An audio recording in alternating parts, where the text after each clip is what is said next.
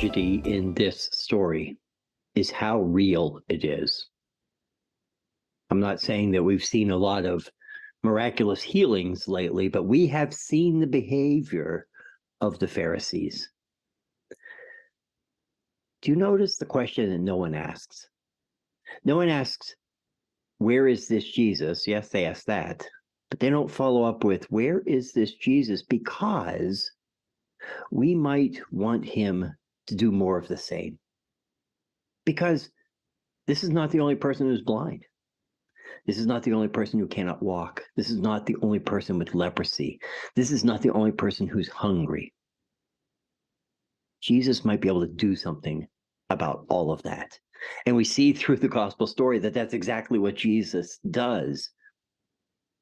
And with what cost? What harm? What harm is being done by this man Jesus? No harm except to the status quo. No harm except a challenge to the powers that be, and that is laid bare in this story. And it is very easy to point fingers and say, look at those bad Pharisees.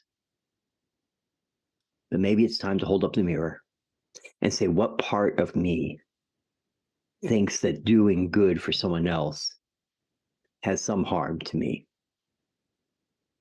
It's an important question. And if we're honest, we'll find places where we see the harm and it keeps us from doing the good. But that's absolutely the opposite of what Jesus is doing here. We need to celebrate with the man who is blind, who has it all figured out. He says, I don't know anything else other than I was blind and now I see. May we be able to see as well.